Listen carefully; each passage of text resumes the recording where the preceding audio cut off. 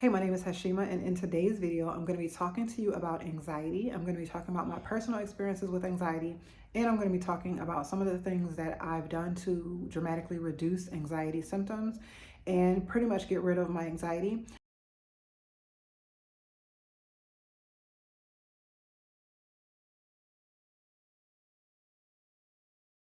If you are watching this video, you probably have anxiety, know someone with anxiety, or you're wondering if you have anxiety.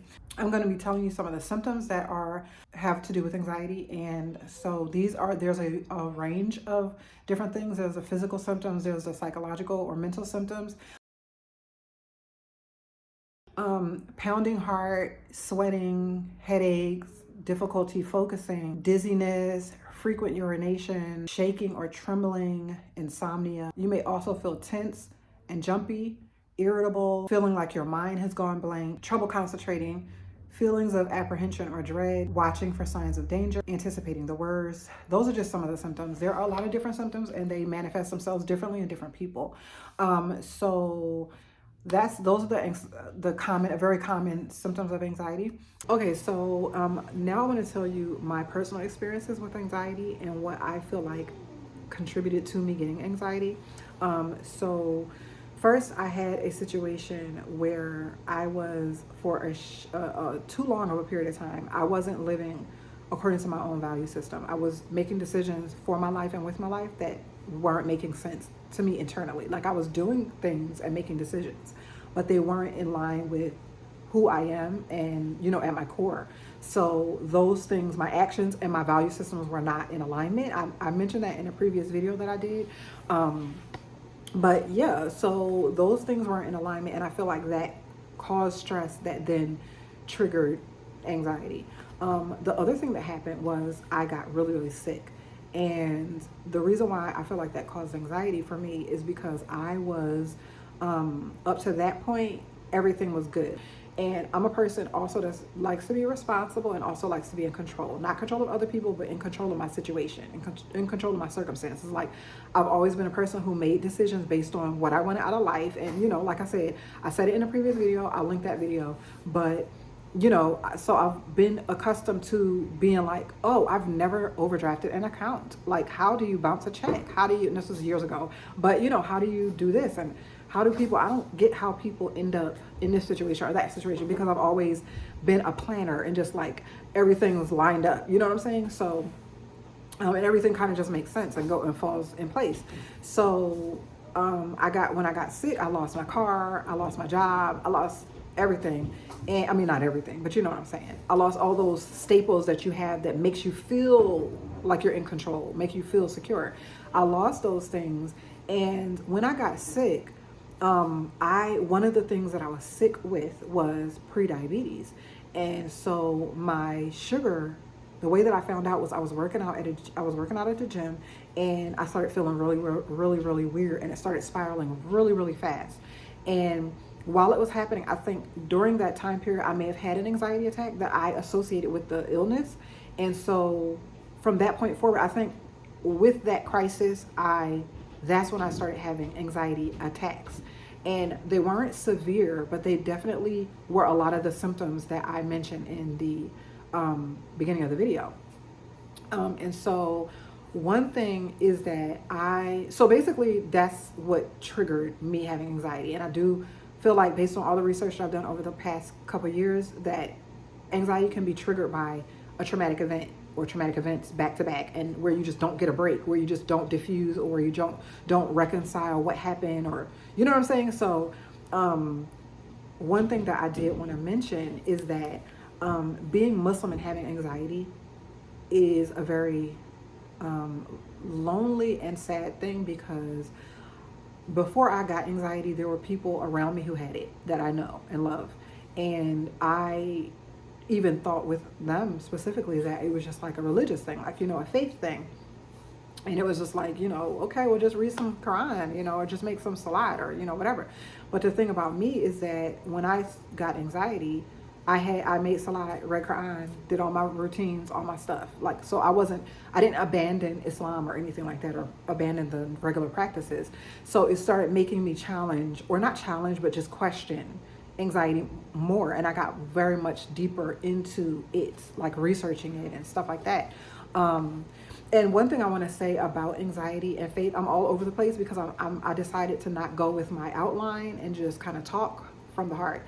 But one thing that I learned while having anxiety is that there are two different types, because people, when you're Muslim, people, when you talk to Muslims about anxiety, a lot of times faith comes up and it's like your faith is weak. And so, I actually made a post about it on Facebook one time and my whole Facebook went crazy because they're like, why would you challenge people's faith? Whatever. But even after having anxiety myself, I still feel like there is a level of it that has to do with lack of faith. And so not a lack of faith in a religion or in Allah, but just a lack of reliance on Allah, a lack of confidence in Allah's ability to help you in the moment. Now, when you have anxiety, or when you're going through an anxiety attack, or having a bout of anxiety, which is not necessarily an attack, but if you're in a moment where you're having anxiety is overwhelming you, you've lost your connection. You've lost, well, I wouldn't say your connection, but you've lost touch with, in that moment, with Allah's control over your life and your situation, and His attachment to your well-being and whatever the outcome is going to be. So when having anxiety, it's like you are whatever that situation is that you're being that you're being tested with, or that you're facing, you, in that moment, or those moments, you are forgetting that Allah's in control, and at the end of the day, everything is gonna pan out the way it's supposed to. So there's no reason to be overwhelmed or fearful, or any of that kind of stuff. That's easier said than done, of course, clearly. But I just wanted to say that because as a Muslim, it is kind of one of those topics that the person with anxiety ends up feeling bad if they go to anyone, on a religious level about anxiety. It happened to me. It's dismissed in a way like, just go pray and that'll deal with it. And there is, of course, levels to that, because if you're having some kind of spiritual attack, then you need to go read some Quran and make some salat, or whatever. But if it's not on that level, and all of those things are you're doing those things, then there's a psychological aspect of the anxiety, that it could be things that are going on in your life, or childhood traumas, or things that you haven't addressed, that are causing you to have this feeling of chaos, or whatever. Okay, so I've talked a lot about my personal experience with how I feel like I triggered anxiety, or anxiety was, erupted in my life. But okay, so now I want to talk about things that you can do to help with anxiety. Now I had an anxiety attack that I can clearly state or see in hindsight was an anxiety attack. There was one, and I was very embarrassed at the end of it, and I was just overwhelmed and just like, did that really just happen to me, Hashima? And it was like a feeling like I felt like I was literally fading out, like I was about to die. And my sensations, like all the sensations of my body, felt super real. They felt like I was really, really sick, and like I was just gonna die or something. And it scared my husband, because he's used to me being the strong one, and he was just like, oh my God, I've never seen you like this. Like, it's just, and so, yeah, like I said, I feel like to a certain extent, it grows if you do not handle it. It grows. I mean, anything that you feed grows. I always say that to my kids and just people in general. Anything you feed grows. So if you talk about anxiety all the time, talk about having anxiety all the time, or fear anxiety attacks, or fear the feelings of anxiety, or feel, like, oh gosh, I might have another anxiety attack. It's like you're basically inviting that thing. So one thing that I wanted to say about specifically handling an anxiety attack is that if you can walk it off, because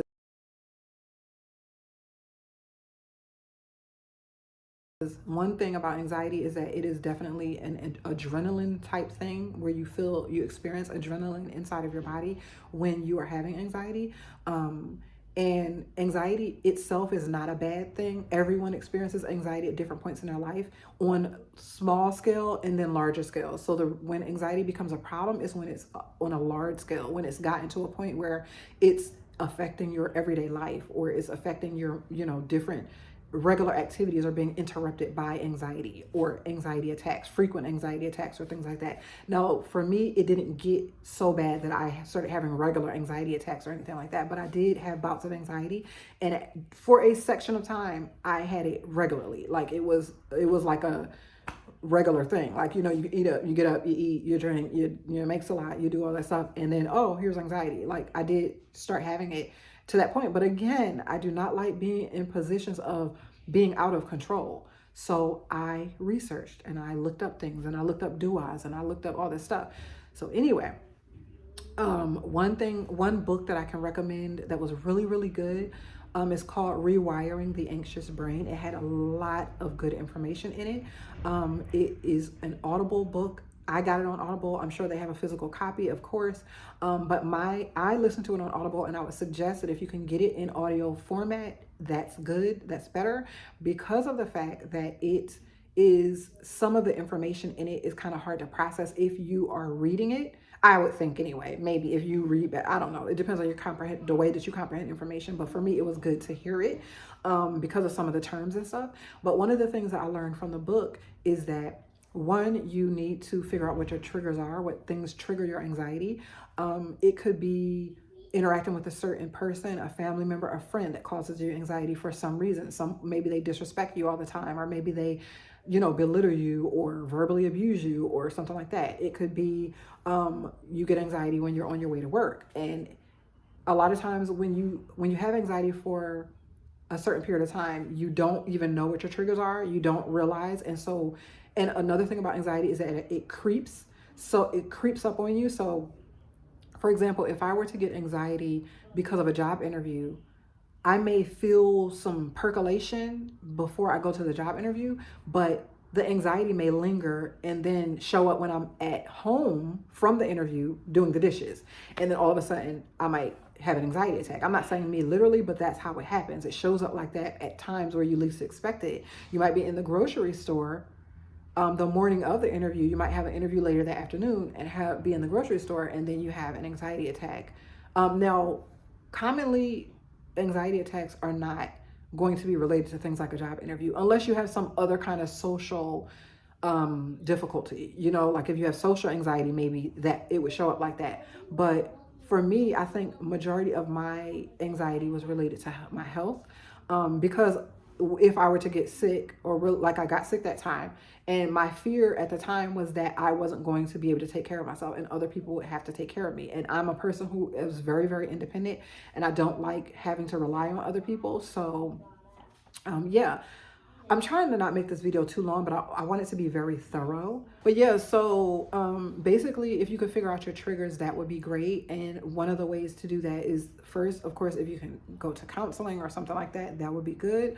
I definitely recommend that people go to counseling. I don't think that as Muslims, we shouldn't go to counseling. I feel like that's something that is needed, especially if you have been in some kind of abusive situation, dysfunction, anything like that, any kind of traumas from childhood or anything like that, to work those things out, because they can show up in your life in a lot of different ways that you least expect it. And they come at times when you least expect it. You can go through like for me, I feel like there was a buildup of things that had been unresolved within me. Our bodies have a natural fight or flight response to triggers. So the fight or flight sensation is like if a dog is chasing you and you you try to get a stick and hit it, but then there's a person who turns around and runs. So fight or flight, you either fight through the situation or you run away from the situation. So we have natural fight or flight responses to things. Car accidents. If you are about to get in a car accident, your natural response that comes is going to be to try to avoid the accident. That's part of the fight or flight response, which is needed in our bodies to protect us. And so anxiety, when it gets overworked and you know what I'm saying? When you feed it too much, it grows, and then it becomes something that is no longer there to protect you. It senses fake danger, basically. It registers things as dangerous that are not dangerous. So one other thing that you can do to dramatically reduce your anxiety is not to have a flight response, to not run away from situations that cause you anxiety. And like I said, everything that you feed grows. If you feed your anxiety, it's going to get out of hand. It's going to become paralyzing. So the way that you make sure that you're not feeding it is if you get anxiety, either anxiety symptoms or have an anxiety attack, if you have them regularly, and you have them commonly in certain situations, like a lot of people, when I was reading, a lot of people had anxiety in grocery stores, and like they're going shopping, not necessarily grocery stores, but like going shopping. And what a lot of people do is they avoid shopping. They either send someone else to the store, or they go in the store, and if they start feeling anxiety symptoms, they'll drop all their items and leave the store. It could become that overwhelming and disruptive. So a way for you to minimize or reduce is by carrying out that activity. Because if you remind yourself that anxiety is something that your body trying to protect you from a situation that is not dangerous, then you have to force yourself to continue the activity so that your brain doesn't register the activity as something bad. I know this is a lot, but like I said, get the book because it talks about it in the book. But it's basically like if you tell your body that this thing is bad by avoiding it, then in the future, the connection that you make with that activity is going to be whatever you establish it to be from the beginning. So to disrupt that pattern of telling that anxiety that it's necessary, you have to do that activity anyway. So whatever that activity is, like for me, some of the exercises that I did after I read the book is I had a fear of dogs, and I've had that since I was a child. I'm sure I had some traumatic incident with a dog. I can't remember.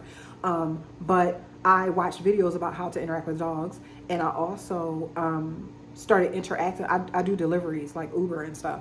And so one of my regular anxieties is that I was going to encounter dogs on my deliveries. And so I learned how to deal with dogs so that when I am confronted in a situation with a dog, I don't respond by trying to either avoid the dog or running or, something like that. And another thing is that I have a problem with heights. I don't want to say a fear of heights because I'm not afraid to go high. It's just that my equilibrium gets thrown off and I just feel like I'm about to fall over the patio or something. Like wherever I'm at, I feel like I'm just going to fall over. So with that, I just made myself take those flights of stairs because I would literally, the first time when I was on my deliveries, this was before I had read the book and everything, whenever I would have like a third floor delivery, I would literally be at the bottom of the stairs like doing Vickers because I was so not afraid. I don't know how to explain it because I've always had a fear of heights, but it's not something that I wouldn't not go up the stairs. It got to a point, that's what I'm saying, when you have anxiety, things just start piling on top of each other and then it just starts getting stupid and you're just like, okay, now I'm just a whole basket case. And that's not the case. It's just that you're not dealing with things as they pile up, and then now it's up here and it's like you feel like, oh my God, I'm drowning. But it's only because you're not dealing with each thing as it mounts. So that's what I'm trying to tell you. If you deal with things while they're still here, then it's manageable and then you can crush it. But if you let it get all the way up here, okay, y'all, I'm very animated. Look, okay, sue me. But I'm just trying to get you to understand. If you